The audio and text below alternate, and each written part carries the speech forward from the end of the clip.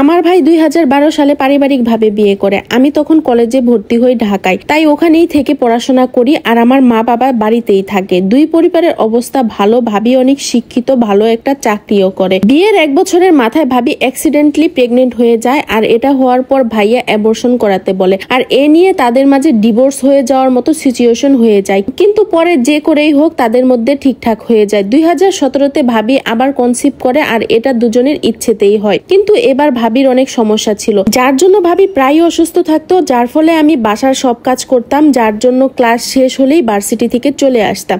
প্রথম ভাইয়া ভালোই ছিল, কিন্তু ভাবির যখন 5 মাস তখন সে অফিসের পর প্রায়ই তার কলিগদের নিয়ে বাসায় আসতো, এবং কি একটা সময় এই জিনিসটা রেগুলার হয়ে যায়। গেস্ট বেডরুমে দরজা আটকিয়ে ঘন্টার পর ঘন্টা আড্ডা দেয়, সিগারেট খায়। ভাবি প্রথম তাদের হাই হ্যালো করলেও পরে আর যেত না। আমি নাস্তা নিয়ে যেতাম, না হলে ভাইয়া রাগারাগি করতো। এটা নিয়ে তাদের মধ্যে অনেক ঝগড়া হতো। এক পর্যায়ে ভাবি নিজের হেলথের কথা চিন্তা করে সবকিছু বাদ দেয়। সেই কলিগদের মধ্যে কয়েকটা মেয়েও ছিল, ওখানে একজন ছিল তো একদম রেগুলার আসতো, অন্য কেউ না আসলেও সে আসতো। তো একদিন আমি নাস্তা নিয়ে তাদেরকে ক্লোজ ভাবে হাতে নাতে ধরে ফেলি। ভাইয়া মাপ চাই, পরে আমি বিষয়টা মাকে জানাই। আমার মা আমার ভাইয়ের সাইড নেয়। কিছুদিন পর আবারও আসা যাওয়া স্টার্ট হয়। ভাবির যখন 7 মাস হয় তখন সে বাবার বাড়ি চলে যায়। ভাইয়া তখন আমাদের বাসাতে আমার চোখের সামনেই পরকীয়া শুরু করে দেয়, আর আমি অনেকবার ভাইয়াকে বলি। এক পর্যায়ে ভাইয়া আমার গায়েও হাত তোলে। আমি বিষয়টা মাকে বলি, মা কিছুই বলে না। এভাবে চলতে 18 মার্চ আমার ভাবি একটা কন্যা সন্তানের জন্ম দেয়। আমার ভাইয়ের খুব শখ ছিল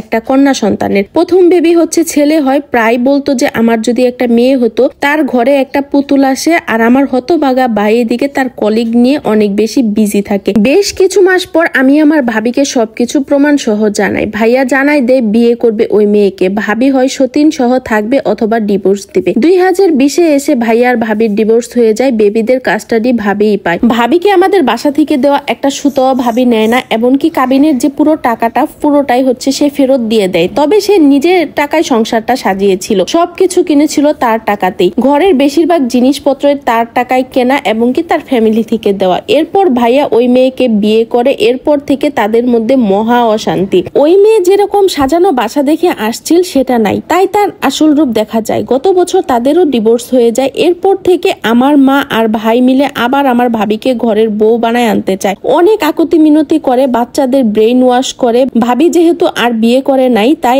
আবার ভাইয়ের কাছে ফেরত আসা জায়েজ না, এটা আমিও বলি, ভাবির মাও বলে। এরপর আমার ভাই খুব নোংরা একটা প্রস্তাব দেয়, এবং কি ভাবিকে মামলার ভয়ও দেখায়। এরপর থেকে আমার মা ভাই মিলে যে ষড়যন্ত্র শুরু করছে, এটা নিয়ে আমি খুব লজ্জিত। এটা নিয়ে আমার শ্বশুর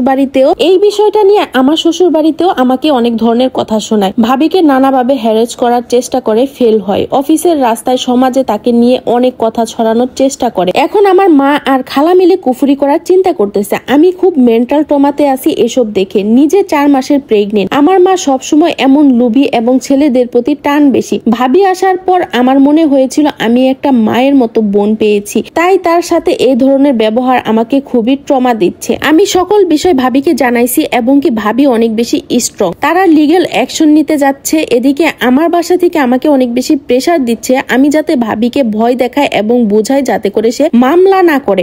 আর এদিকে আমার শ্বশুর বাড়ি থেকে নানা ধরনের কটু কথা শোনাচ্ছে আমাকে আমার মা ভাইয়ের এই কার্যকলাপ দেখে। ক্রিমিনালের সাথে আত্মীয় হয়েছে, হ্যান ত্যান, এই ধরনের নানান কথা। তারা আমাকে রাখতে চাচ্ছে না। আমি আসলে কি করব এই সিচুয়েশনে বুঝতেই পারছি না। আর আমার মা ভাইয়ের তো এদিকে কোনো খেয়ালই নাই। আপনারা অবশ্যই আমাকে একটু কমেন্ট করে জানাবেন।